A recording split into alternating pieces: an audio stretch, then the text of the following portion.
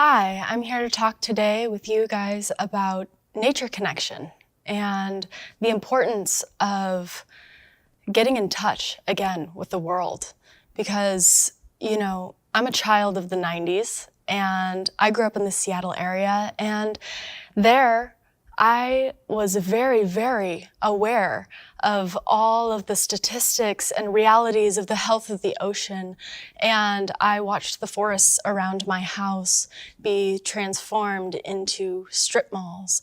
And in my generation, we got a really keen look at the shape of the world that we're in right now. And as a young person, I couldn't help but ask, if this is the best that we can do, then what's happening here? And I didn't want to give up that part of my soul that really had hope for humans. Now, I know that humans can trash the world, it's going to have some impact, but if we pass, the world is going to survive beyond us. It's really my love for the humans inside of the world and our role in the larger ecology that has driven me to really become close with humans and to understand our connection with nature and to understand more deeply our role in nature. So my dad, who is an exemplary perfectionist, always shared with me, "You know better, now do better." And I carried this into my world as a teenager and as I got older, and I became very active in social justice. I became active in politics. And then I moved to San Francisco and I turned 17 and I became a vegan raw foodist, and I sold my car and I was only in public transportation and I was self-righteous, and I was sure that I knew better. The more education that I took on, the better I would do. In my self-righteousness, one of my highest moments on my high horse, I contacted my mom, who has had a lifelong struggle with depression. And at the time, I had a committed gratitude practice. And I said to her, "Mom, all you have to do is change your mind." And then was the fall from my righteous high horse, as my health was struggling as a vegan, and I was struggling in an urban environment. And I recognized that I needed to get a car so that I could live out in the forest again. And I needed to eat meat again. After the birth of my first child, I really recognized that my body was starving for the nutrients from meat. And so both the moments of grabbing for that diesel fuel pump after a failed attempt at trying to make veggie oil in my garage, I got a diesel pump and I put it in my car, and that was a face-down moment for me because I knew better and I couldn't do better. And when I was eating meat, I felt like I knew better, but I couldn't do better. I was grabbing on for my life, and that meant taking the life of these animals, which I could not make sense of. And so I was driven to figure this out. If we have all of these answers, we have all of this information, right? We know that solar energy is better than fossil fuels.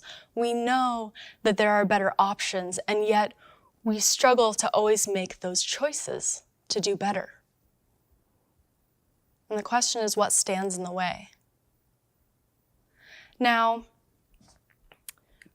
more recently, I was working with a group of people over a couple of years, and we did a lot of survival treks. So this means we worked with shelter, water, fire, and food, and we teach kids how to make fire with sticks and track their own water and process their own food and do the hunting and all of the things. And what we really recognize in these scenarios and in my colleagues' scenarios, which they shared with me, was that anybody could be skilled enough and know how to do the right things And yet, if they didn't have the positive mental attitude that they needed, then they would suffer. Those skills were worth nothing. So, what is it? What is it that brings the self-efficacy in order to stand up, to show up, and utilize the skills that we've learned? So part of this big influx in the 90s was learning with science and technology, all of these new answers. And yet we're standing around while our biosphere is collapsing. And we're still filling our cars with fossil fuels. We're still using single-use plastics. And what I found is that we're not thinking logically. And the reason that we're not thinking logically is because there is collective grief and trauma that is shutting down our problem-solving abilities, that is shutting down our willingness to step forward and make those differences that we know need to happen. So the questions about individual trauma that happens in an individual life, those things can be much more well known. People see that. It's like, wow, I had a major life trauma. My home life was really rough. And we can go on long self-healing journeys through that. But acknowledging a collective trauma and the collective grief that has happened can be a trickier situation.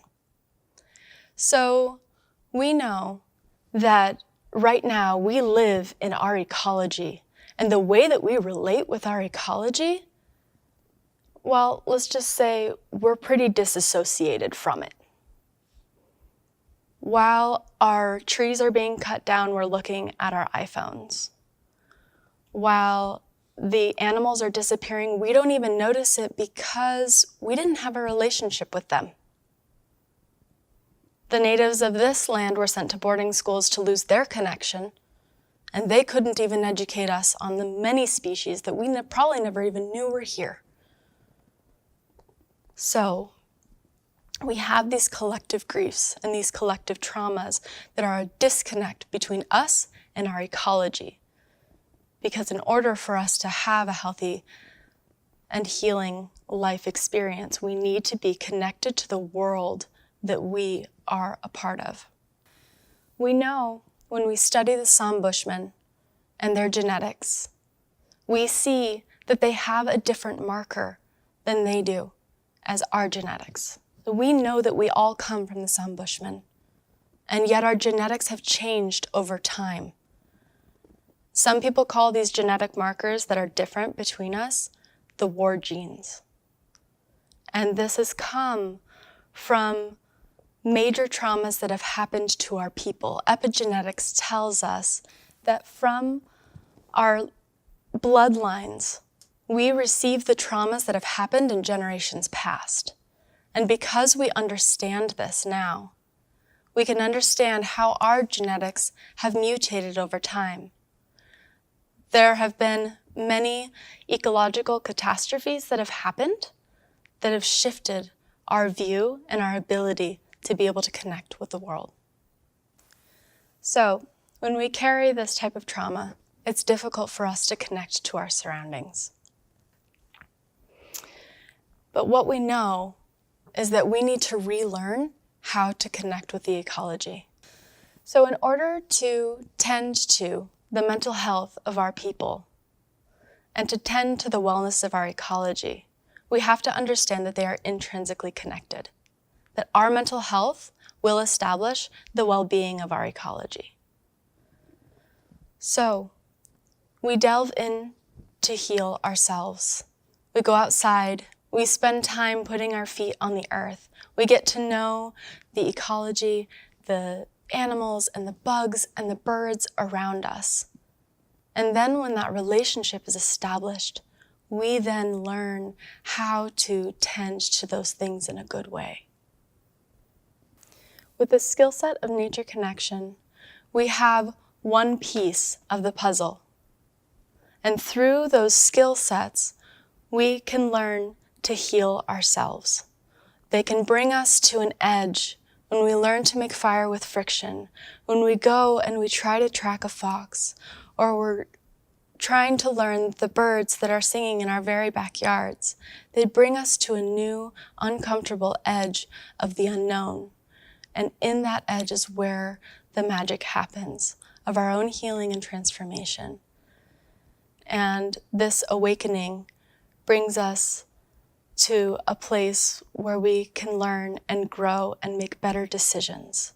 Because as we work through our trauma and as we heal ourselves, we can think more clearly about having positive impacts and effective policies moving forward in the world so that we can hope for the future generations.